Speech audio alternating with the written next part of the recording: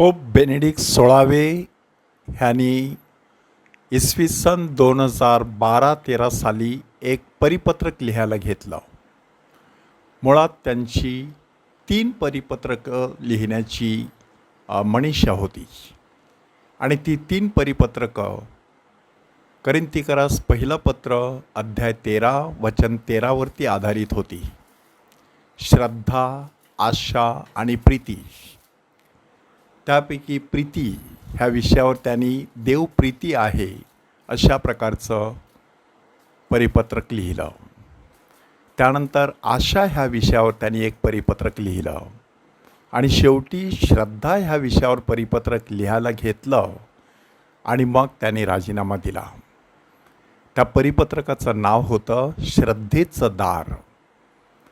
आणि ज्या वेळेला पोप फ्रान्सिस ह्यांनी कारभार हाती घेतला तेव्हा त्यांनी ते परिपत्रक पूर्णतेस नेलं आणि त्या परिपत्रकाचं नाव पोर्ता फिडे म्हणजे श्रद्धेचं दार.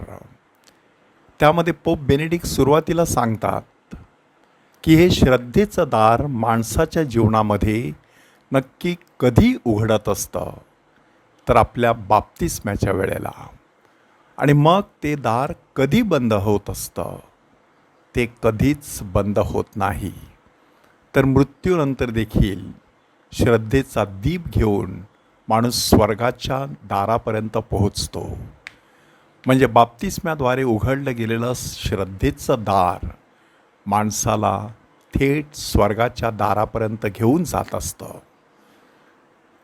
आजच्या पहिल्या वाचनामध्ये संत पॉल आणि बर्नबा लुस्त्र, इकोन्या, अंत्योखिया अशा नगरामध्ये परमेश्वराची सुवार्ता पसरवितात की विश्वासात टिकून राहा, कारण आपणाला पुष्कळ संकटामध्ये टिकून देवाच्या राज्यात जावे लागते. खुद्द पौलाने तशा प्रकारचा अनुभव घेतलेला, त्याने बाप्तिस्मा घेतलेला, त्याने नवीन जीवनाला सुरुवात केलेली. खऱ्या अर्थाने त्याच्या जीवनामध्ये श्रद्धेचं दार उघडलं गेलेलं होतं. आणि मग हे श्रद्धेचं दार आता परराष्ट्रीयांसाठी परमेश्वर कसं उघडत आहे त्याची शुभवार्ता घेऊन ते देवाच्या मंडळीकडे परत येतात. दुसऱ्या वाचनामध्ये स्वर्गाचं दार कसं उघडलेलं आहे ते प्रत्यक्ष योहानाने पाहिलेलं आहे आणि त्या ठिकाणी आपल्यासमोर एक स्वप्न चितारण्यात आलेलं आहे. नवे आकाश आणि नवी पृथ्वी. नवे आकाश म्हणजे नवी आध्यात्मिकता, नवी पृथ्वी म्हणजे नवी भौतिकता. म्हणजे भौतिकता म्हटल्यावरती ह्या जगात राहायचं, ह्या जगातलं कार्य करायचं, परंतु ह्या जगाच्या रहाटीप्रमाणे चालायचं नाही. तर देवाचा मंडप मनुष्यांजवळ आहे, त्यांच्याबरोबर देव आपली वस्ती करेल, ते त्याचे लोक होतील, देव स्वतः त्यांच्याबरोबर राहील, तो त्यांच्या डोळ्यांचे सर्व अश्रू पुसून टाकेल. मरण नाही, शोक नाही, रडणे आणि कष्ट नाहीत. ह्या सगळ्या गोष्टी होऊन गेलेल्या आहेत. परमेश्वर म्हणतो, पहा मी सर्व गोष्टी नवीन करत आहे.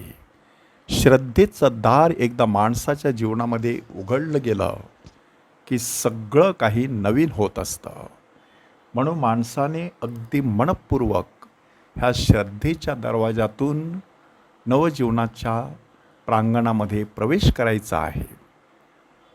दुर्दैवाने शुभवर्तमानामध्ये हे श्रद्धेचं दार स्वतःसाठी बंद करणारा यहुदा ह्याच्या नावाने शुभवर्तमान आज सुरू होतं की यहुदा बाहेर गेल्यावर येशूने आपल्या शिष्यांना सांगितलं की आता मनुष्याच्या पुत्राचा गौरव होत आहे. मी अजून थोडा वेळ तुमच्याबरोबर आहे, तुम्ही शोध कराल. जेथे मी जातो तेथे तुम्हाला येता येणार नाही असे आत्ता मी तुम्हाला सांगतो. परंतु जर तुम्हाला तिथे यायचं असेल तर तुम्ही एकमेकांवरती प्रेम करायला पाहिजे.